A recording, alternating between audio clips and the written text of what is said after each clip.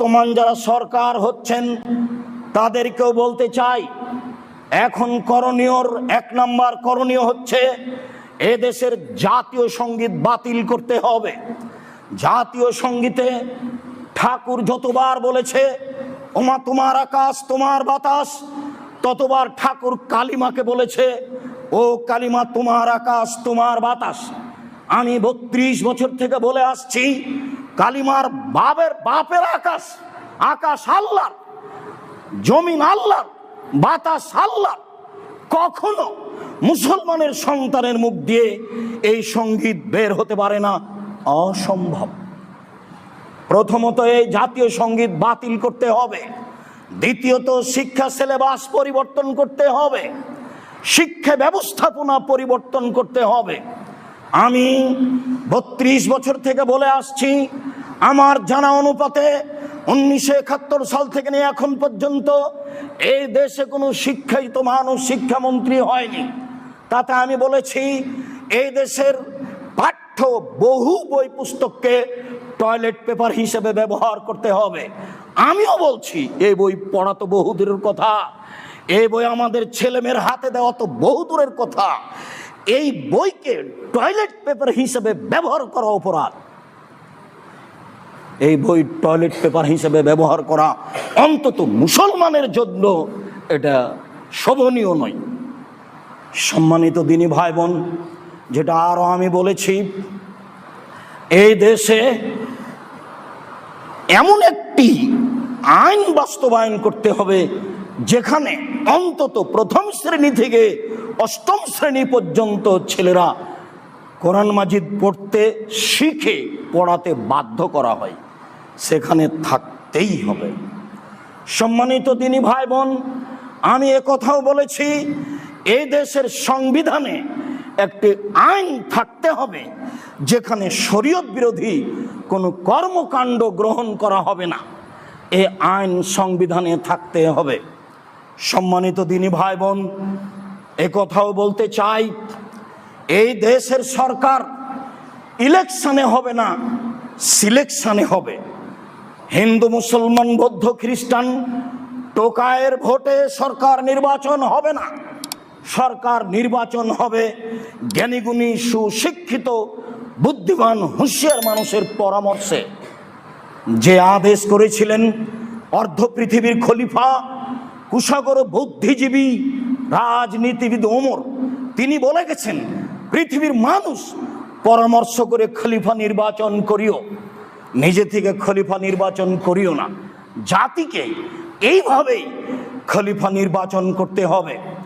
সম্মানিত দিনী ভাই বোন, এদেশের শিক্ষা প্রতিষ্ঠান কলেজ বিশ্ববিদ্যালয়কে রাজনীতি থেকে মুক্ত করতে হবে। কোনো ছেলে শিক্ষার নামে কলেজ বিশ্ববিদ্যালয়ে পড়তে গিয়ে যেন রাজনীতি করতে না পারে, এইটা চিরদিনের জন্য বাতিল করতে হবে। সম্মানিত দিনী ভাই বোন, আরও বলতে চাচ্ছি, এই দেশে যত স্বাধীনতার দোহাই দিয়ে মূর্তি ভাস্কর্য বানানো হয়েছে তাকে ভেঙে চৌচির করতে হবে। ভবিষ্যতেও যেন আর কোনোদিন কেউ জাতির সম্পদ দিয়ে মূর্তি ভাস্কর্য নির্মাণ না করে, এইটা সংবিধানে লিখিত থাকতে হবে। সম্মানিত দিনী ভাই বোন, মূর্তি ভাস্কর্য কত খারাপ তা তো জানেন। দীর্ঘদিন থেকে আমি বলে আসছি, আমি বলেছি, আব্দুল্লাহ ইবনে মাসউদ রাদিয়াল্লাহু তাআলা আনহু বলেন, দাখালান নবী সাল্লাল্লাহু আলাইহি সাল্লাম মক্কাতা ওয়া হাওলাল কাবা সিত্তুনা সালাসমিয়া নসব। আল্লাহর নবী যেদিন কাবা ঘরে ঢুকলেন সেদিন দেখলেন কাবা ঘরে 360টি মূর্তি রয়েছে। সেইগুলি ইসমাইলের মূর্তি ছিল, সেইগুলি ইয়াকুবের মূর্তি ছিল, সেইগুলি ইব্রাহিম আলাইহিস সালামের মূর্তি ছিল। ইব্রাহিম আলাইহিস সালামের মূর্তি ছিল ফাজালা ইয়ানউতুহা বিয়াউদিন ফিয়াদিহি। রাসূল সাল্লাল্লাহু আলাইহি সাল্লামের হাতে যে লাঠি ছিল সেই লাঠি দিয়ে মূর্তিগুলিকে আঘাত করতে লাগলেন। ভাঙতে লাগলেন। তিনি বললেন, জাল হক এসেছে সত্য, ওয়াজাহাকাল বাতিল চলে গেছে মিথ্যা, ইন্নাল বাতিলা কানা যাহুকা, নিশ্চয় মিথ্যা চিরদিন মিথ্যা, নিশ্চয় মিথ্যা চিরদিন মিথ্যা। তিনি নিজে হাতে কাবা ঘরের বাপদাদার মূর্তিগুলি ভেঙে চৌচির করে দিলেন, খান খান করে দিলেন। আলী রাদিয়াল্লাহু তাআলা আনহু বলেন, রাসূল সাল্লাল্লাহু আলাইহি সাল্লাম আমাকে বললেন, আলী লা তাদু তিমসালান নিরাতামস্তাহু, আলী ছাড়বে না কোনো পৃথিবীতে ছবি মূর্তি, সবকে ভেঙে খান খান করে দাও। তিনি বললেন, ওয়ালা কাবরান মুশরাফিন আলা সাওয়াইতাহু, ছাড়বে না তুমি উঁচু কবর, সবকে ভেঙে সমান করে দাও। দেশে কোথাও উঁচু কবর থাকবে না, দেশে কোনো ছবি মূর্তি থাকবে না। এ আদেশ মোহাম্মদ সাল্লাল্লাহু আলাইহি সাল্লাম আলীকে করলেন। তিনি নিজে হাতে ছবি মূর্তি ভাস্কর্য ভেঙে দিলেন। আলীকে ছবি মূর্তি ভাস্কর্য ভেঙে দেওয়ার জন্য জোরালো আদেশ করলেন।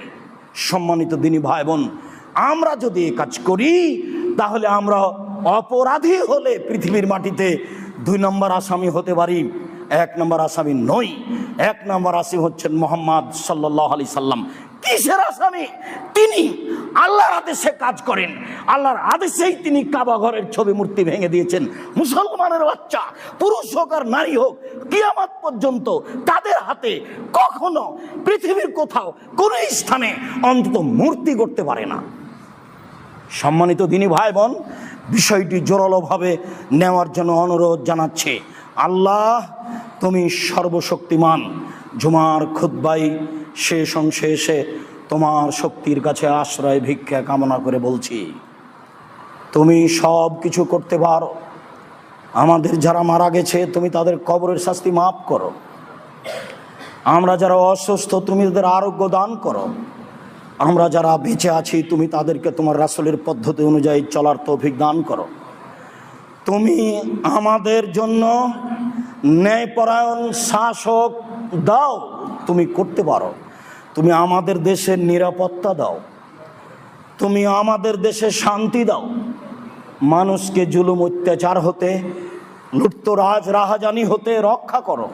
তুমি সর্বশক্তিমান, তুমি সব কিছু করতে পারো। জুমার খুতবায় যা বললাম, তোমার কথা, তোমার রাসূলের কথা বললাম। আমরা সাধারণ মানুষ তোমার কাছে জোরালো দাবি রেখে যাচ্ছি, তুমি আমাদের এই দাবি দাওয়া কবুল করো। তোমার শক্তির নিকটে তোমাকে সর্বশক্তিমান মনে করে, তোমাকে অন্তর থেকে প্রাণপণে বিশ্বাস করে, তোমার দরবারে দেশের সার্বিক কল্যাণ কামনা করে আজকের জুমার খুতবা এখানে শেষ করলাম। আল্লাহুম্মা সাল্লি আলাইহি, আল্লাহুম্মা বারিক আলাইহি।